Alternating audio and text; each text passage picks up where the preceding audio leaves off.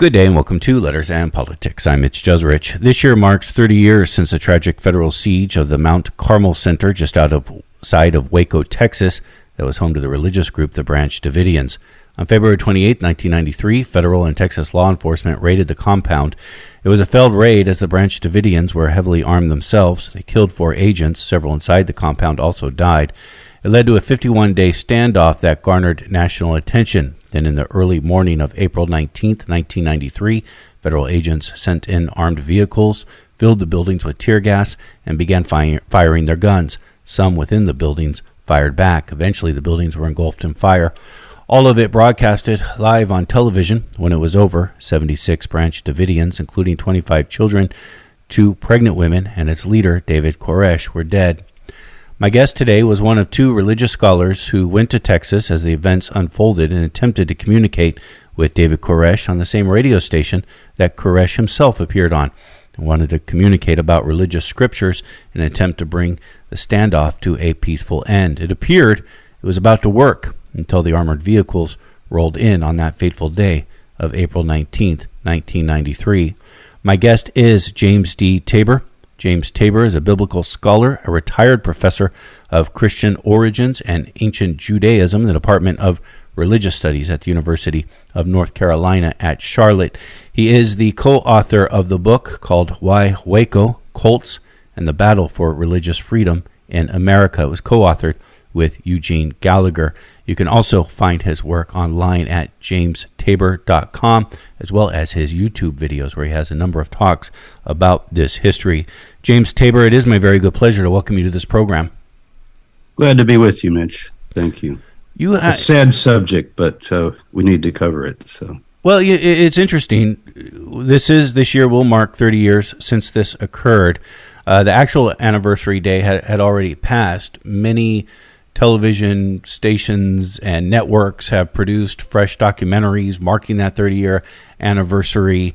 The story you tell about what happened near Waco, Texas, wasn't in Waco, it was just outside of Waco. The story you tell was actually quite different than even, I was a kid when this happened, but quite different than my recollection of it and my understanding of it that was just consumed from mass media ever since.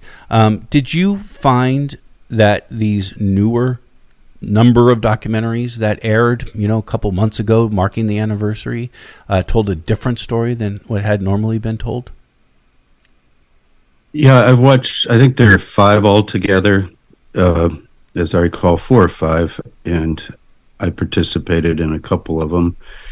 They're always mixed. It seems like the thing that they always do is try to be objective, but end up maybe by wanting to tell both sides, they lean one way or the other. It's very difficult not to do that because people have passionate feelings. And if you start with the assumption that many do, that this is a crazy, brainwashed, deluded cult led by a crazy, deluded maniac, David Koresh, and don't know anything about their history or background or even the people that were there, it's easy to caricature it as a dangerous group, heavily armed, storing weapons, maybe planning to do harm to Americans in that area or elsewhere. And so it gets slanted that way versus taking more the side of how it would have felt to be inside. So the different films and documentaries tend to go both ways. I actually liked the Dowdle Brothers. It was done on the 25th anniversary. It's Paramount Pictures. They have 2 now. One is just called Waco. It's a 6-part scripted, acted series with Taylor Quiche, Michael Shannon, and so forth. And, it's somewhat fictionalized. David Thibodeau, one of the survivors of the fire, a Branch Davidian, he was a consultant on it. I was a consultant on it. I even have a tiny little acted part in it where somebody plays me at one point, actually about the radio program that you mentioned. And I thought that was good. And now currently showing, I think it's on HBO, but it's still Paramount, is Waco, The Aftermath. And that's really worth watching as well, because that flashes back and kind of tells the whole story of even who these people were and why they were there and what their history is, because they have a long history going back to the 1930s. So there's so many issues that get tangled up when particular television programs decide to cover Waco, usually in an hour. And I would rate, of the 5 I saw, just one of them, it was produced by the Brits, ITV. I thought it was pretty decent, pretty well done. But they all have their virtues and their vices. I don't think there's been anything yet that's been done right. In fact, I'm working with some producers on maybe telling the whole story, not just, the Branch Davidian side or the government side, but as much truth as we know, because many, many things are misstated and some things we're not sure of. I think you might have mentioned on April 19th, the day of the final attack or assault, even though the FBI said this is not an assault as tanks were knocking the place down, that there was shooting that the FBI shot. That's one of the controversies, because the FBI claims they didn't shoot a single shot, and there's others that have presented evidence that they did. So you get into that kind of thing. Who started the fire? Was it a suicide cult? So I'll tell you what I know. I'll be as factual as I can about it, but I can't really recommend any of those, but the Dowdle brothers, the two brothers that produced the film. It's actually the series on Paramount Pictures, and you can look it up. It's called Waco. Very easy to find. It was on Netflix for a while. Your book, again, called Why Waco, was published in 1995, so this is just a couple of years after the event itself had occurred. You begin with a quote in front of the book by Tom Wolfe: "A cult is a religion with no political power."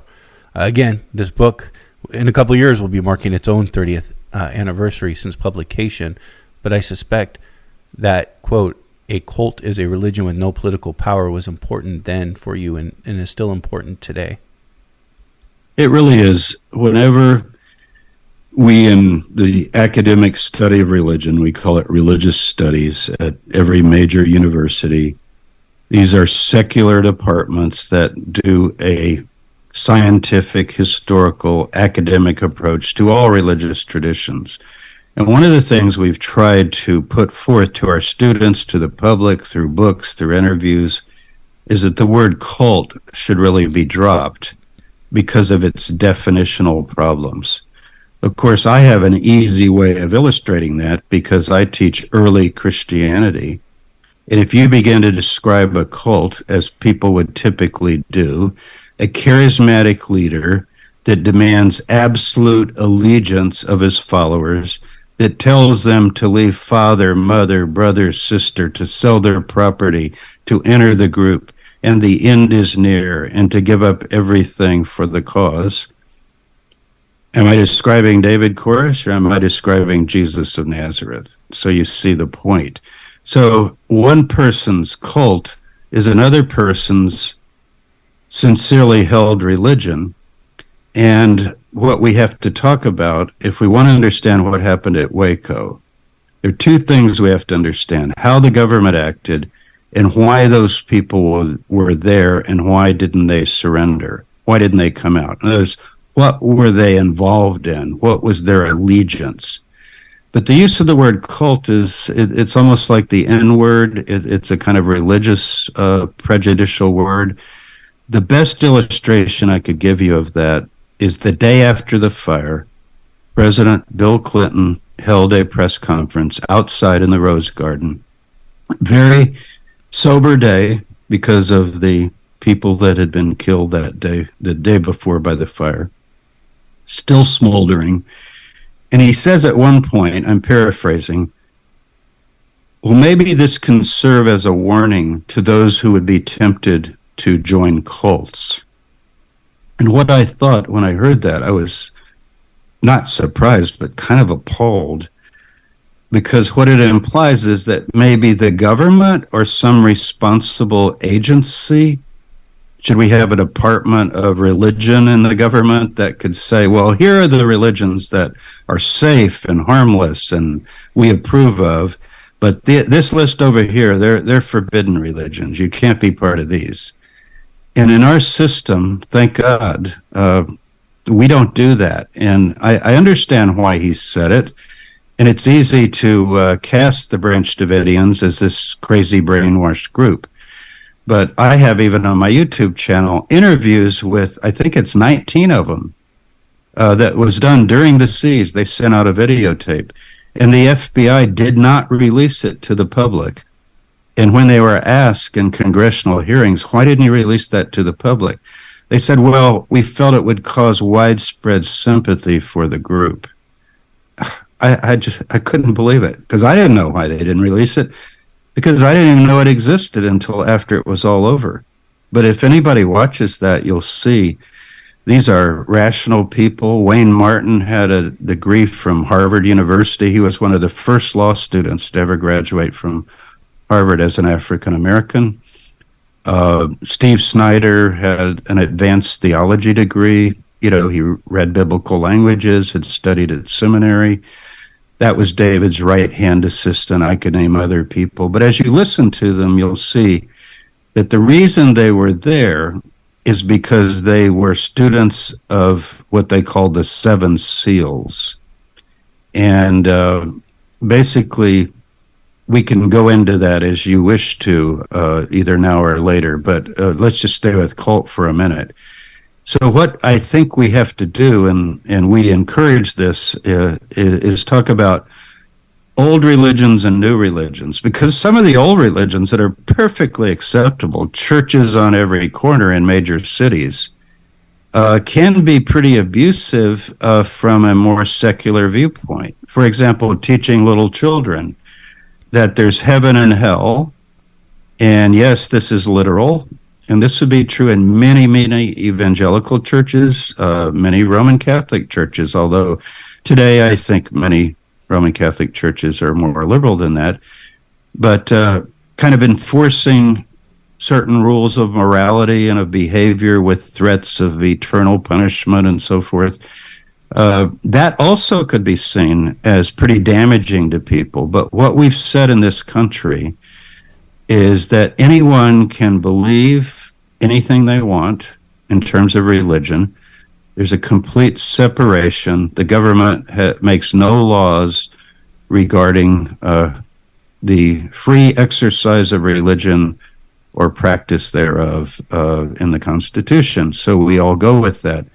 Now, if someone then breaks laws, it's not because of the religion that they would be pursued or prosecuted or questioned. It's because of their behavior.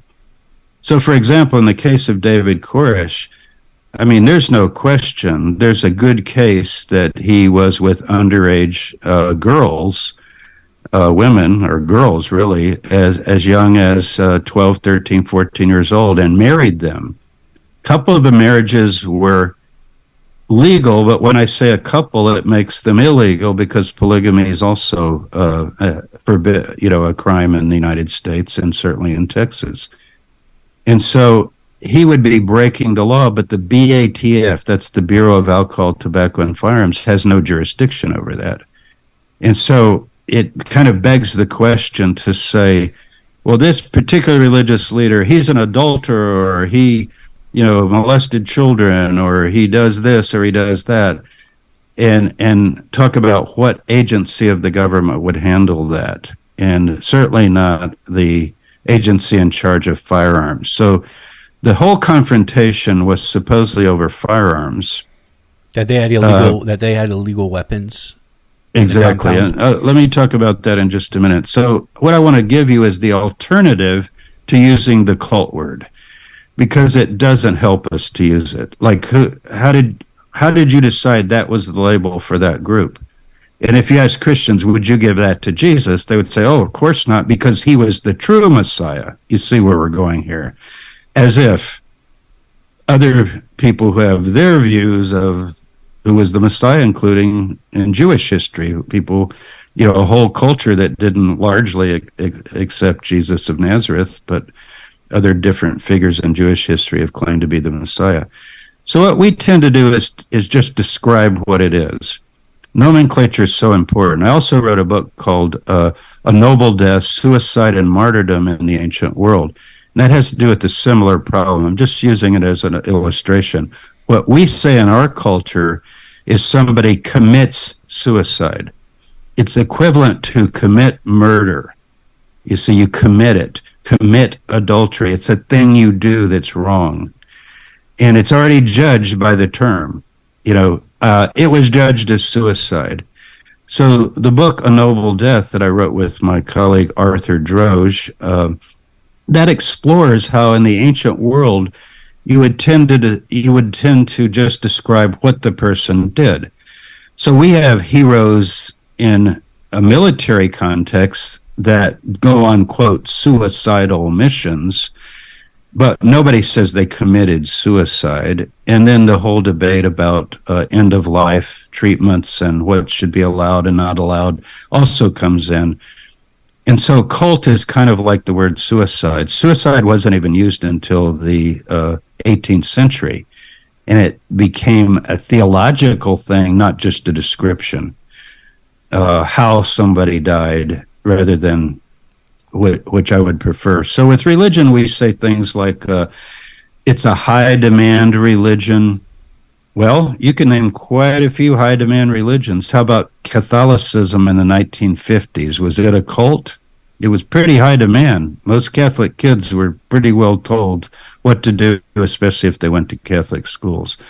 Also, that there's often a charismatic leader or to whom the group is supposed to give allegiance. That's almost always the case when a group first starts. It's usually started by a guy or a gal, and they often claim a lot of authority and so forth. So I think the way to handle it is just to describe to describe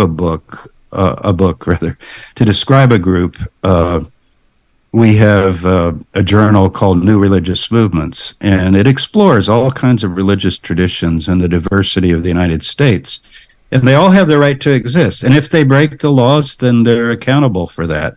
So that's kind of our safety net, the law. And the law is what we have to be talking about when we talk about Waco. Who were the Branch? Who were the Branch Davidians? This is a group that was not started by David Koresh. No, he's a real latecomer. He got there in the early 1980s, I think around 83 or 4. So 10 years before the end, he showed up. He was a young guy. He was born in 1959.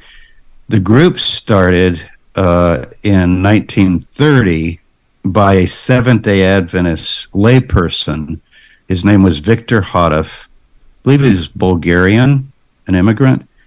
And he was in California, where the Adventists are very strong. And just briefly, without going into 100 years of history, Seventh-day Adventists started in the 1840s and 50s, so going back 100 years before him. And they keep the Sabbath day, the seventh-day Sabbath, the so-called Jewish Sabbath, and so they're called Seventh-day Adventists, means they think the end of the age is coming very soon. They have a history of expectation that stretches over 100 years.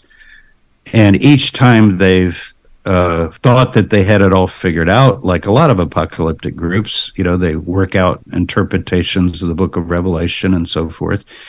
And they think they're very near the end, and they can get ramped up. The way Adventists are today is much more adjusted to the possibility that maybe the Advent is coming in our lifetime, but maybe it isn't. Advent meaning the second coming of Jesus.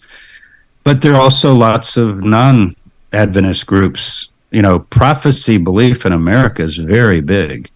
Just go on YouTube, if you dare, type in Antichrist, Book of Revelation, and you'll you won't believe all that's out there. Thousands and thousands of people, with their own interpretation of the signs of the end, Armageddon, and so forth. I think you interviewed Bart Ehrman recently. He's written about that. Just why is this so ubiquitous, and particularly in the United States, but all through history, it's been that way. And so if you start talking about David Koresh in 1993 and the Waco tragedy, you really need to understand a bit of that background. That's just the Seventh-day Adventists for way over 100 years. But also Victor Hodoff. And he broke from the Adventists. He was basically kicked out because of his views. And what he believed is that they were allegorizing prophecy too much. They would read a prophecy about Israel and say it was the church. The church is Israel. It's symbolic. Jerusalem is spiritual Jerusalem. It's not the city of Jerusalem today.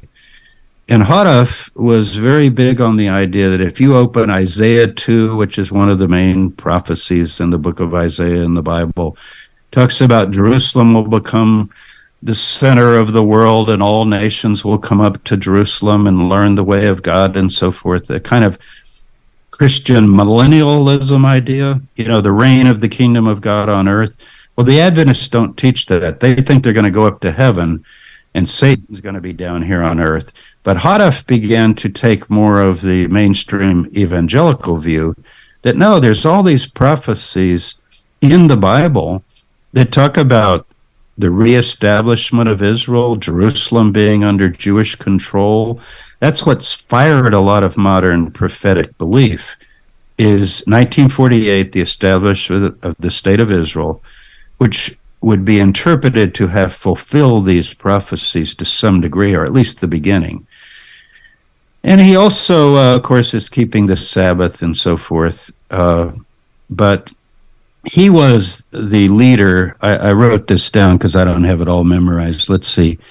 He died in 1955, so he had about a 20-year period. And his wife took over, Florence, young girl that he had married. And they're not even on the property that we know today as, the Mount Carmel Center. They're nearby in Waco on the lake. So they call that Old Mount Carmel. The buildings are still there. They're quite substantial. They're brick, permanent buildings that he built. Hodoff was very successful. Thousands of followers, had radio program and so forth. And so once he died, the group was very weakened because everyone thought, well, he's leading us and he'll live to see the end. So when the charismatic leader of any apocalyptic group dies, it's a crisis. Florence, though, took over, the wife, and she was appointed by the board to lead the group. And she determined that the end would come in 1959. So I think it was March or April of 1959. That would be 4 years after the death of her husband. They had a gathering at the Old Mount Carmel Center. It was several hundred people. It was covered by the news. I have some news footage on my YouTube channel of that day. People might be interested in getting the feeling of it, where the news reporters are coming out. You've got this end of the world group. Nothing about arms, nothing about anybody having more than one wife, nothing at all that would parallel David Koresh. But anyway, they call it the Great Disappointment, and it was. Nothing happened. And there was this feeling of, well, we really blew it. And instead of resetting the date, which usually happens with these groups, Florence just disappeared. She went to California. I think she remarried. She ended up part of another religious group. But there was a couple, Ben and Lois Roden, in the 1950s, who took on the leadership, almost like passing the baton. And he claimed, Ben, the male, claimed to be a prophet. And later, when he died, Lois claimed to be a prophet. And they would bring new revelation. And what you have to understand about the Adventists, and this really is crucial for knowing about David Koresh, is that they believe in what they call present truth. And they believe in the last days, God will send a series of prophets. So their interpretation is that the founder of the Seventh-day Adventists, Ellen G. White, was the first. The second was Hodoff, This is the Davidian view. The third was Ben Roden, and then Lois Roden. And by their calculations, there's one still to come. And in the book of Revelation, chapter 10, any of your listeners can just get a Bible and look it up. You'll see this seventh messenger talked about. And that's what David Koresh claimed to be, or who he claimed to be. He began to say, after Lois died particularly, I believe I have received the gift of prophecy. I'm going to pick up that baton all the way back to Hadaf, to the Rodens, to him. And the way he would demonstrate his prophetic ability was by interpreting the scriptures, particularly the book of Revelation, last book of the New Testament. And so in that chapter 10, an angel appears and has a little book, a scroll. And the little book is then sealed, and the visionary, his name is John, who writes the book of Revelation. We don't know which John it is. Some people think it's John the Apostle. It could be other Johns we know of that time, but a follower of Jesus, obviously. And he's told to seal the book and not to reveal it until the end. And then the seventh messenger comes, and Koresh claimed to be that messenger. And it says that all of the mysteries of the prophets will be made known. So that's what David Koresh began to claim. He was kind of a biblical savant. Since a kid, he was just obsessed with reading the Bible, memorizing the Bible. He's reading the King James Version. I would loosely say he had it memorized, and by memorize, I don't mean you could just randomly open 2 Chronicles 3:2 or something, and he would quote it like, Dustin Hoffman in Rain Man or something like that. It wasn't that kind of savantism, but just this pretty amazing ability to synthesize hundreds and hundreds of texts together, particularly the Psalms, the prophets of the Hebrew Bible, the book of Daniel, which predicts the end of the age and gives all kinds of chronology, and the book of Revelation. So this is something, a lot of people don't know. Isaac Newton, the great physicist, he was more interested in the book of Daniel and Revelation than he was physics. He says that in his diary. He's trying to figure out these numbers, these prophetic numbers of 1,260 years and 1,290 years and 1,335 years. And if you count right, where do you come out? So Koresh then believed he was this final messenger. Then the messengers told, eat the book, eat it. So it's sealed and he eats it. And what that symbolizes is that he has totally absorbed it and now can tell people what those 7 seals were. So what Koresh's claim to fame, and he mainly attracted Seventh-day Adventists, was saying, who can open the book with the 7 seals? And that was what he claimed. And so, for example, David Thibodeau, that I know really well, one of the survivors, I mentioned him earlier, he said, we didn't even call ourselves Branch Davidians. That's a name that goes back to the time of Hadaf and Roden. We called ourselves Bible Students of the 7 Seals.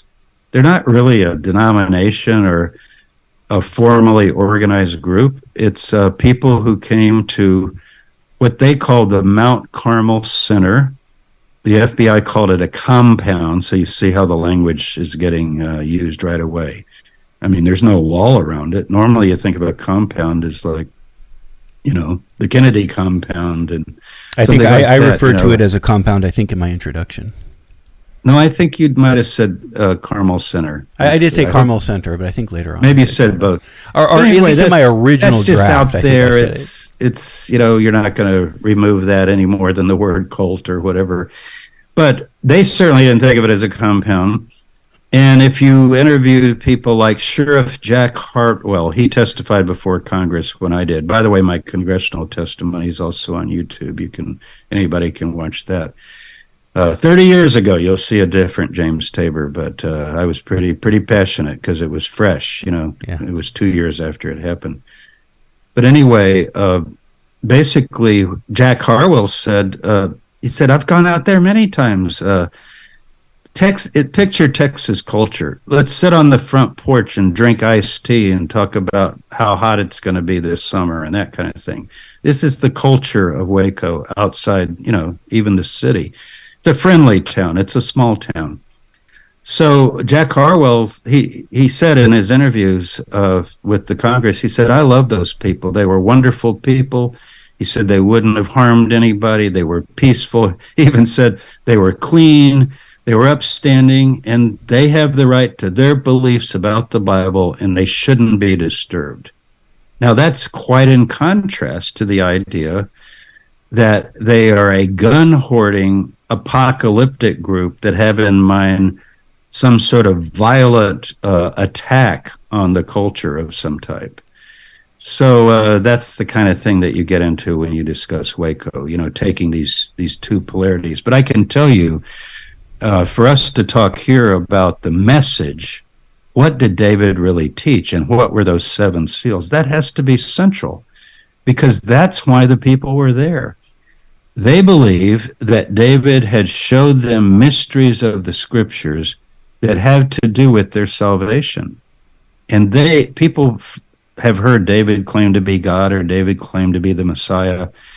Messiah means anointed one. Yes, he claimed to be a Messiah, but they worship Jesus Christ. It is a Christian group.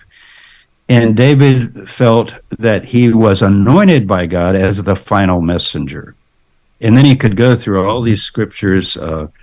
One of the major ones is Psalm 40, where it talks about a Messiah.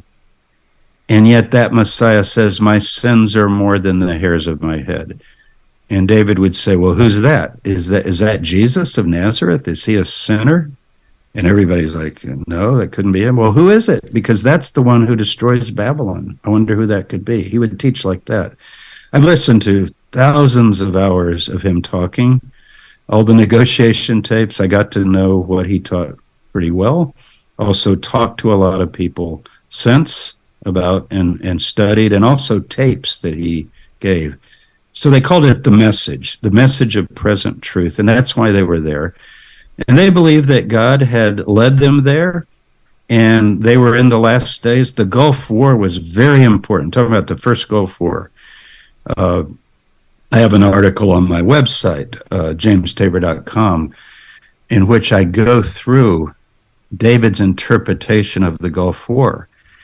And it's from the book of Daniel. And it says things like, this is Daniel, that the king of the north will attack the king of the south.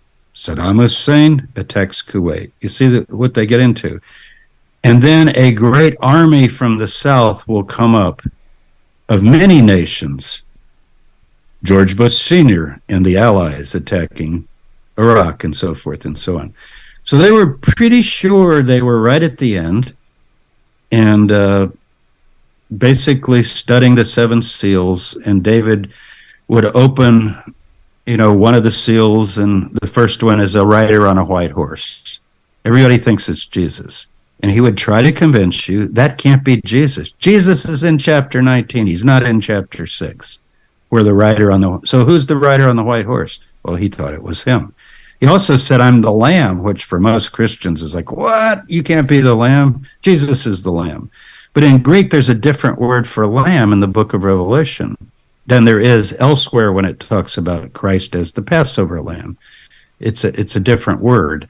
And so, and he would say, well, Jesus didn't open the 7 seals. He sealed the 7 seals and said the 7th messenger would open them. So you see, there's this sort of internal logic. I'm not convinced by it. I mean, I even could argue against it and bring up counterpoints, and I wish I'd had a chance to meet David and discuss with him, and we can talk about, as we have time, how Phil Arnold and I proposed that the thing could be ended, and the FBI did work with us. They sent our materials in. Yes. And it basically had to do with convincing David that he had a very small audience before February 28th. Who knew about David Koresh and the Branch Davidians? 130 people living in outside Waco, Texas at this Mount Carmel Center. Nobody ever heard of that. Who knew about David Koresh on March 1st? The whole world. All the media of the world came. Now we're focusing on this guy. Can you imagine what that meant to the Davidians? I mean, they didn't want the attack, and they thought it was wrong. And there were people killed, 6 of them and 4 BATF agents and others wounded, including David Koresh was wounded that day. But they saw it as self-defense. You know, in Texas, if you come driving up in cattle cars armed like a SWAT team, and then there's this discussion of what happened, and we don't have to go into all that, you know, who shot first and everything. But basically, from the Davidian point of view, we were attacked by Babylon. Babylon's the symbol for the evil powers of the government that want to kill you in the end times. And so they defended themselves. But basically, they were wanting to see the fulfillment of all of these prophecies and to study the Bible. So what we said, we got on the radio, I think you mentioned that, with Ron Engelman. James Tabor, let me just do some radio housekeeping work that I have to do by re-identifying what we're doing and who we are. This is Letters and Politics, and we are in conversation with James Tabor. James Tabor is a biblical scholar, a retired professor of Christian origins and ancient Judaism in the Department of Religious Studies at the University of North Carolina at Charlotte. He is the co-author of the book, Why Waco, Cults and the Battle for Religious Freedom. Again, James Tabor, I want to get and hear about your experience along with, as you were mentioning, Philip Arnold, who was also a religious scholar. You two went to Waco, tried to. No, actually, I didn't go. I stayed in Charlotte. We worked virtually. And what we did, Arnold went on the radio before I went with him. He did it as early as, I think, April. During March, and the Davidians started asking to talk to him because he is a very knowledgeable person on the Bible. And I think what they said is send him in, and the idea would be Koresh will be able to show Arnold that he doesn't know anything, and then they can all be reinforced, you know, that this is the guy. So we kind of took him up on that in the sense that Philip and I are communicating all the time since day one, but I didn't need to go down there because you can't do anything. You just be in a hotel room. But we were able to get in touch with Dick DeGuerin, the lawyer who was going in, seeing Koresh, working out the legal arrangements for a surrender. And that was all done. Who'll come out first? Who'll come out second? Texas Rangers will handle it, not the feds, and so forth. So that was all arranged. And we went on a show on March the 1st, Ron Engelman's show in Dallas. And what we did is we basically talked to Koresh over the radio. I'm talking to Phil, he's talking to me, and we're basically in the hearing of David. And this is the same radio station. This is the same radio station that David Koresh would go on himself to talk? Yes, he was on it some, but actually the one that he went on to give his major broadcast on March 1st was a Christian station.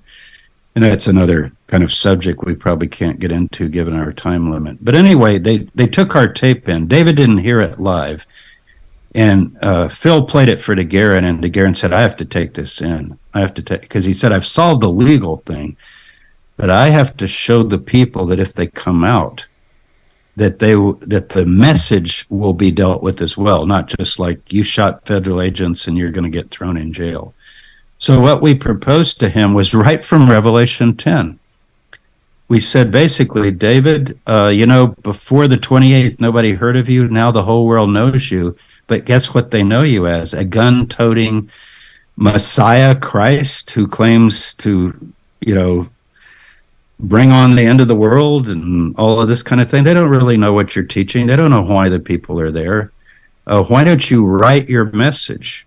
Write the 7 seals in short form, and then come out. And if you give a copy to us, we will take it to the scholars, the biblical scholars, the major biblical scholars of the country, because we have an annual meeting of the Society of Biblical Literature, and we'll present it there as a paper that this is, the Waco thing was recently solved, and this is the view of the leader, and there would be great interest in it, and so forth. And he went for it. And he says, after Passover, I'll give you my word, Passover was like the first week or so of April. And the FBI thought Passover was one day. Obviously, there weren't many Jews in the group because Passover lasts 8 days. And true to form, the day after Passover, April 14th, he sent out a letter. I've got it right here. It's addressed to his lawyer. This is a copy, of course. I don't have the original. The government has that. And I won't read it all. We don't have time to read every word of it. But he basically says, I've been permitted to write the decoded message of the 7 seals. God had told him to wait, and now he's saying I can do it. And let me just turn to it here. And what he says, I got a whole pack of letters, but I want to read a line or two from April 14th. I was shown that as soon as I'm given over to the hands of men, I will be made a spectacle of, and people will not be concerned about the truth of God, but just the bizarrety of him in the flesh. And that's what we told him. They're going to go, did you beat babies? How many wives do you have? And so forth. He says, I thank my Father. He's finally granted me the chance to do this. And then he says, I will demand the first manuscript of the seals be given to you. That's the lawyer. Many scholars and religious leaders will wish to have copies. I'll keep a copy with me. As soon as I can see that people like Jim Tabor and Phil Arnold have a copy, I will come out and you can do your thing with this beast. So you can see his rhetoric there. And he started writing it. This is it. After he was dead, we got the disc. This is the first seal. It is how many pages? Let's see, because I wrote a commentary on it. It's 13 pages. He wrote that in 2 days. So let's say, and the first seal is the longest seal. The others are actually pretty short. I think he could have finished in 2 weeks at the most, and he would have come out, I believe. It was all worked out for him. And Dick DeGuerin had convinced him, the lawyer, that he had a good case for self-defense in terms of who shot first and so forth.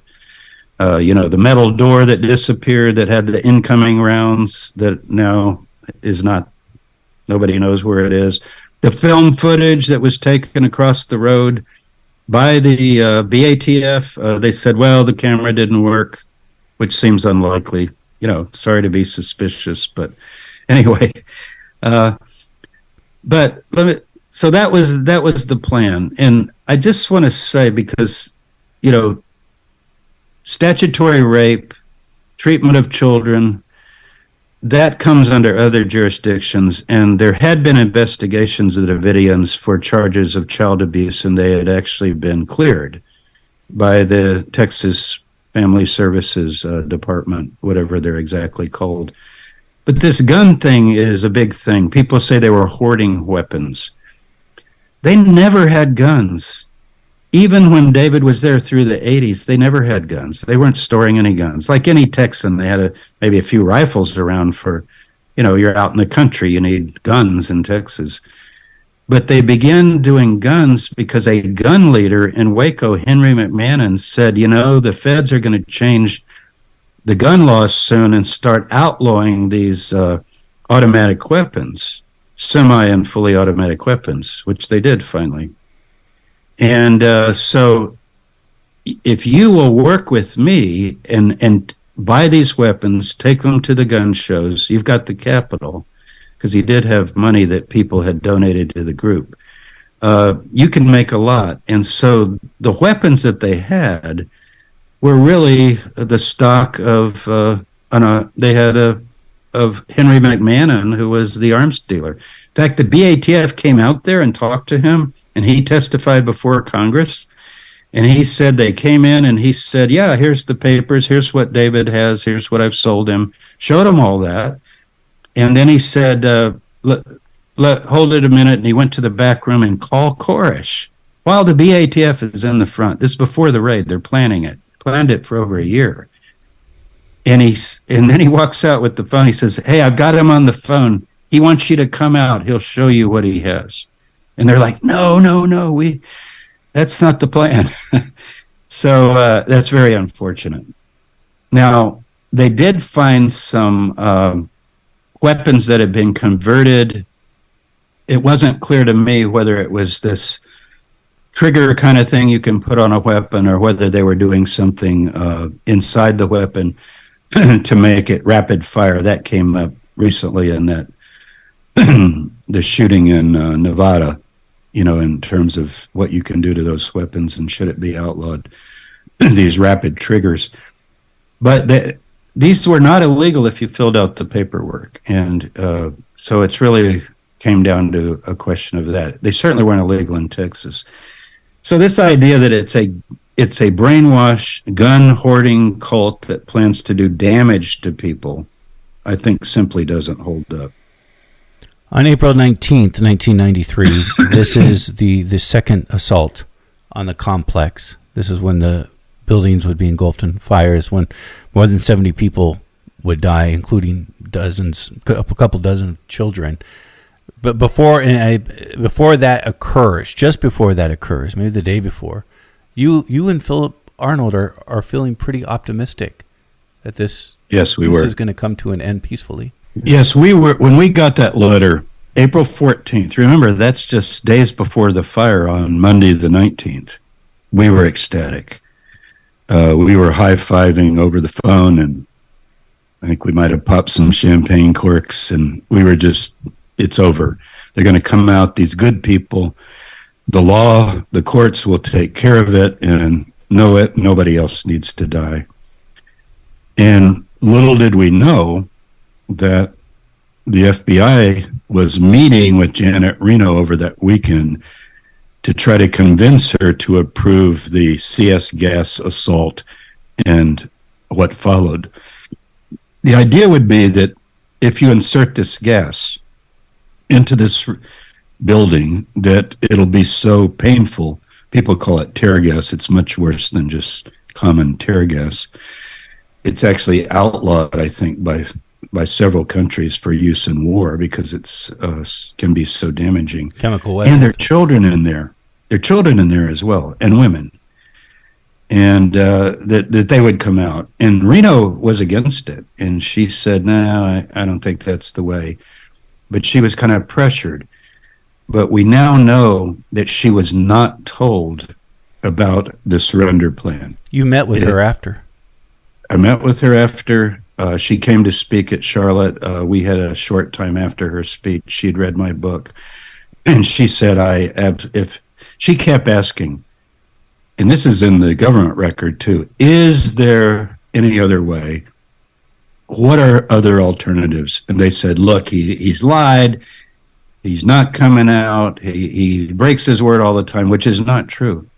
David did say on March 2nd, I'm coming out if you broadcast this certain radio program. But it didn't go very far. It was on a Christian network. He had in mind, getting to the whole world somehow. And then he felt that God told him to wait. And maybe thinking, I didn't finish telling you Revelation 10. It says after he eats the book, if he thinks it's him, says you will prophesy again before many nations, kings, and rulers. So we had said, if he thinks he's this guy and he's got to fulfill this, then he doesn't need to die and they don't need to die. He needs to come out and tell us what his message was. We're listening. The world is listening. So I think it was an irresistible appeal. It really was. And I think he would have come out. And he would have had to face other charges eventually, maybe of statutory rape and so forth, and maybe he would have ended up convicted of that. Or polygamy, these are all legal matters. But as far as coming out, surrendering, and having the issue of what happened on February 28th solved, it could have been solved in the courts. But unfortunately, it wasn't. Now, I really encourage people, and I think you listen to this, I have a tape on my YouTube channel that I produced from the negotiation tapes. They are in the public domain. The last words of David Koresh. It is chilling to read because David is talking to the FBI agents on Saturday. Remember, the assault is on Monday. He is so optimistic. He is so up. He's joking with the agents. One of the agents, I've got it written down, his name is Dick. It was on the 16th, I believe. Yeah, 16th. He says, "Hey, Dick, good to talk to you. Did you take a shower for me?" It's that kind of banter back and forth. And David said, "I'm so tired of these MREs. First thing I'm going to eat when I go to jail is a pizza with everything on it." This kind of thing, this kind of talk. And then they got down to business, and he said, "Well, David, let's talk about this. Are you writing?" He says, "Absolutely. I'm writing it." He said, "It's going to knock your socks off." He said, "This truth has never been given to the world." He was so excited. I mean, I told Phil, I said, "I live in North Carolina. Billy Graham is an hour and a half, 2 hours from where I live." I would have given it to Billy Graham. I would have called him and said, you could help here if we can say to him that, once he's surrendered and all that you're going to look at it. Somebody of that stature and that respect. It was so appealing to him. And unfortunately, Reno wasn't told that. So what they did is they delivered to the Davidians the apocalypse. That's what they did. I mean, look at the pictures. Tanks and flames and fire and CS gas and military equipment. And whether the FBI shot or not is some people think there are FLIR tapes and footage that show that people at the back were shooting. I'm not convinced on that myself, but I feel my job is to talk about how it could have ended peacefully without further loss of life, not to judge all the ins and outs of the siege. That's something that different agencies have tried to do and different programs are still investigating. But to me, it could have ended peacefully. So you feel passionately about this 30 years later. Oh yeah. Well, I've gotten to know the people that survived, and all the Davidians weren't even in there, and I've met them and I've become friends with them. And of course, watching those, I got the video with the 19 people, and most of them are dead. And I could name most of the children and something about them. I go to the memorials where the survivors gather, and they read the names of the ATF agents as well and talk about them and how unnecessary it was. The whole point is the FBI called this a hostage barricade situation, and they voted or decided for a dynamic entry. That's where you're in bed one night and all of a sudden you feel your door being beaten down, and some federal agents start screaming through the house, "We're FBI or whatever, and we have a warrant," and how many times has that ended well? Maybe it's necessary, maybe it's not. But, there are other examples of this that have been brought out, like in the film Waco, The Rules of Engagement and so forth, where these Randy Weaver, just a couple of years before Waco, remember up in Idaho, when Randy Weaver and his family, he was accused of sawing off a shotgun to an illegal length. And his wife ends up killed, and I think I can't remember, but his son and his wife were definitely killed. I think the baby, she was holding the baby might have survived, and he was sold the gun by a federal agent. So it was literally a scheme to get him to go for this weapon, and he was a guy up in the mountains that wanted to be left alone and so forth. We got a lot of these people in the country. By the way, Mitch, after Waco, do you remember the Montana Freemen, they're called? They surrendered peacefully, and Arnold was up there with Gary Neusner, the FBI agent that we feel was the best negotiator. Philip Arnold, your partner at the time. Philip Arnold. Arnold was up there involved in that, and it was resolved peacefully by thinking about their belief system. In other words, if a group thinks that they're the last days group, their leader is the final prophet, and they're in there waiting for the end, and then you bring an attack on them, you're fulfilling it. And finally, the final attack, what are they going to think? They're going to think the apocalypse is here. But how do you, I sometimes joke, how you make an apocalyptic group sort of sit down and give up? Bore them to death. Apocalypticism thrives on crisis, like something major happening. But if nothing happens, then it's just hot Texas weather with summer coming on. But they did all kinds of things, like basically psyops, blinding lights, crazy music all night long, sleep deprivation. Does that make Davidians, if they were sincere, and I believe they were, oh yeah, let's go out to those people. Let's turn our children over to them. Because they were taught that these are the forces of what they call Babylon. The beast of Revelation is the federal government. Not all the federal government, but this is sort of armed approach to things. So yeah, I am passionate about it, and I'm mostly passionate now about not seeing it repeated. Now, the FBI has been meeting with religious studies scholars now for the past 30 years, and these meetings have been very productive. I think there's been a lot of revision of how you would approach a religious group. If somebody's holed up at a McDonald's because of some kind of domestic trouble and is threatening to shoot hostages or something, then yeah, you got a hostage barricade situation. But the Davidians would say, this was our home. Who's hostage? Nobody's hostage. We live here and you attacked us. That was their view. And I think it's a valid view from their perspective. So how should it have been handled? Jack Harwell, the sheriff, or a Texas Ranger should have gone out with the BATF and talked to David and inspected the weapons. And people say, well, he wouldn't have shown them all. There's an inventory and the gun dealer would have gone too. Go out there and have a powwow and just talk about it. And it could have been solved so easily. And if David had anything illegal, he could you fill out paperwork when you convert these semi-automatics. It's a thing that you have to, it's a fee you pay and you figure out. And then they can be sold at gun shows. They still are today in Texas, I believe. So that's kind of the story. It's just a double, triple, quadruple tragedy in my view.